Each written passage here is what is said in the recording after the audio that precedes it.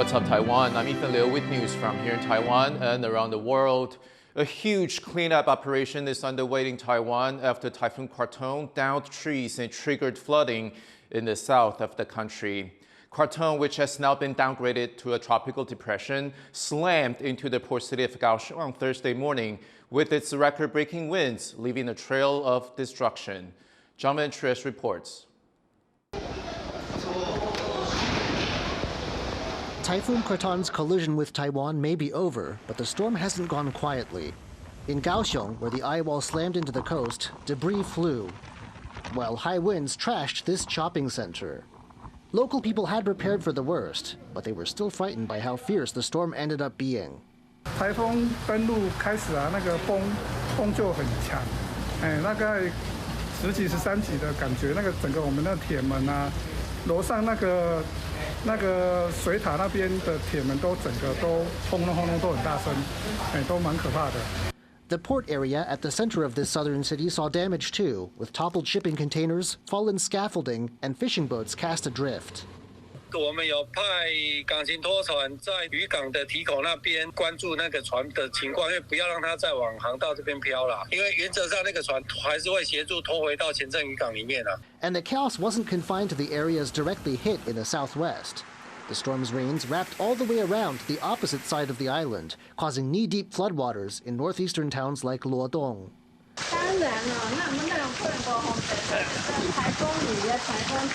The floodwaters have receded, but waterlogged interiors and debris-filled streets remain, leaving a long period of cleanup ahead. Patrick Chen and John Van Trieste for TaiwanPlus. The city of Keelung is struggling to clean up after Typhoon Krathon brought record rainfall and triggered landslides. Jonathan Kaplan has more details. Even for Keelung, the northern port city known for its rainy climate, the downpours brought by Typhoon Krathon were intense. This week's storm brought the heaviest rainfall in the 78 years that the city's kept records. The hills around the town have struggled to hold up, and many, like this one, have failed. A landslide here took 10 garbage trucks down with it. Residential areas have also been threatened.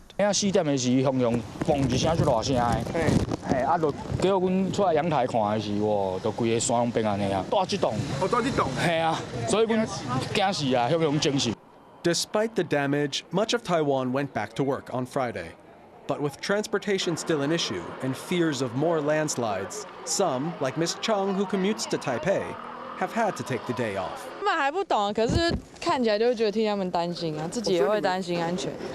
Some have questioned why, given the damage, Keelung's mayor didn't give the city a third day off for the typhoon. He says he based his decision on official forecasts, which he says weren't fully accurate in the end. 这个变化或极端气候的关系，这一点可能未来我们会再跟气象署来请教，这些雨量的落差是不是会变成一种常态。However upset some residents may be at not having another day off, the city does have a lot of work to get through, the start of a difficult post-typhoon cleanup. Chris Ma, John Van Trieste, and Jonathan Kaplan for TaiwanPlus. China has been consistently ramping up its military presence around Taiwan, sending ships and aircraft closer to the country and for longer periods. In a recent interview with The Economist, Taiwan's Navy commander expressed concerns about Beijing's long-term plan to take Taiwan. Reporter Reese Ayers has more details from that interview and about how China is piling on the pressure.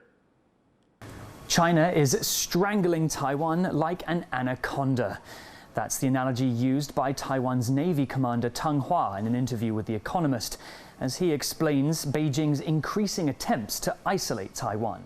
China is slowly but surely tightening around Taiwan, increasing the number of incursions across the Taiwan Strait median line and also the proximity and length of time that they're spending around the country. At the beginning of 2024, in January, there were 36 air incursions, up to 193 in August alone. Sea incursions, 142 in January, almost doubling in August. Previously, the PLA, China's People's Liberation Army, mostly operated to the south and west of Taiwan. But after Nancy Pelosi's visit in August of 2022, they made a huge blockade around the whole country, including off Taiwan's east. And after Lai Ching-te's inauguration as president in May of 2024, another huge blockade drill, including around outlying islands, some of which are just kilometers off the coast of China, really demonstrating how far China is willing to go to completely cut Taiwan off from the rest of the world. Admiral Tang Hua added that the PLA is trying to force Taiwan to make mistakes, but Taiwan is trying to strike a balance between responding but not further provoking China. Some defense analysts say that these drills are a gift for Taiwan, as they're showing Taiwan exactly what China is going to do if it comes to a full blockade. It's also leading Taiwan to look into how it can improve its communications infrastructure, potentially developing its own version of Elon Musk's Starlink to keep the country online in case of a full blockade. But it's also putting strain on Taiwan's military. Defense researchers say that Taiwan's had to deploy up to 50% of its vessels just to counter Chinese patrols, and that half of Taiwan's warships are behind on maintenance. And with the admiral saying that China is ready to blockade Taiwan at any moment, the pressure's on for Taiwan to make sure it's ready as soon as possible. Luffy Li, Joseph Wu, and Reese Ayres for TaiwanPlus. Taiwan is gearing up for its National Day celebrations on October 10th. This year marks the 113th anniversary of the founding of the Republic of China. That's Taiwan's official name in 1911.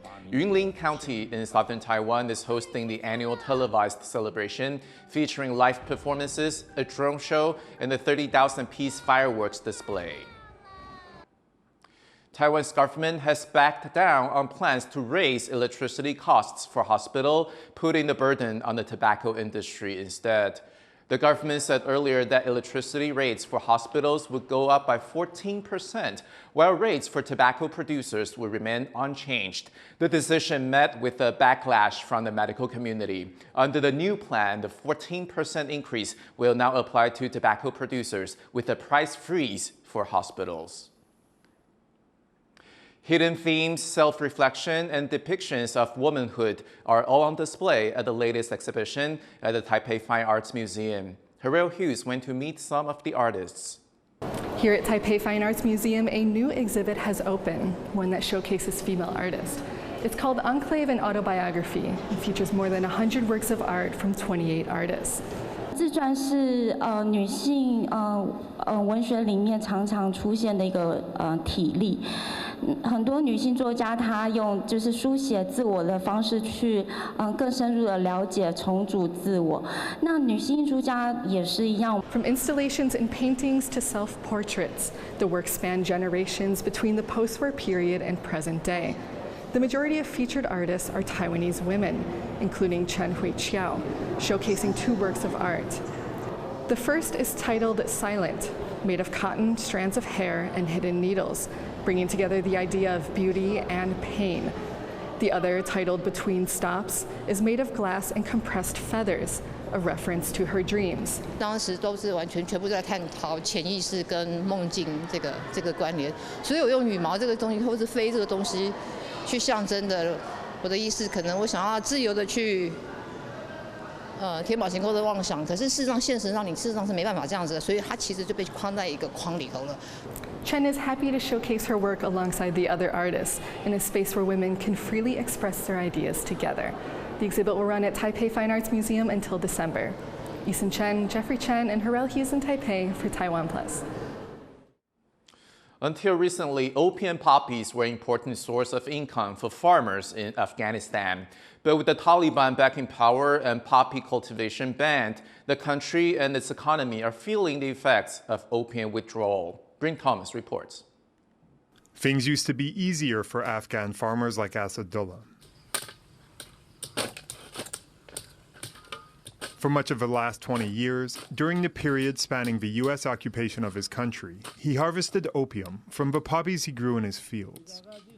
When refined into heroin and sold on the black market, it provided a tidy living.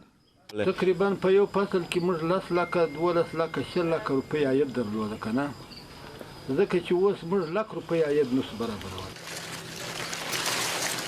Despite taxing opium to fund their 2-decade insurgency, the Taliban began enforcing a long-standing ban on its cultivation about a year after retaking power in 2021. This resulted in a 95% drop in harvests in what was once the world's largest producer of the drug. It's a drop that's hit farmers hard and at times sparked violent protests, like in May, when clashes between poppy farmers and soldiers sent to destroy their fields resulted in several deaths in the northeast province of Badakhshan. موږ د افغانستان خلک نو ته معلومیږي چې غوښې ډېرې کاروي غوړي ډېر کاروي نو دغه هم راکم کړي پخوا مو په 2-3 او 4 ورځې کې غوښې خوړلې اوس مو هغه کمې کړي په میاشت کې شپه. The UN Office on Drugs and Crime says the poppy ban resulted in losses of over $1 billion for Afghan farmers last year. And while many have switched to legal crops like cotton, these don't pull in the same kind of money.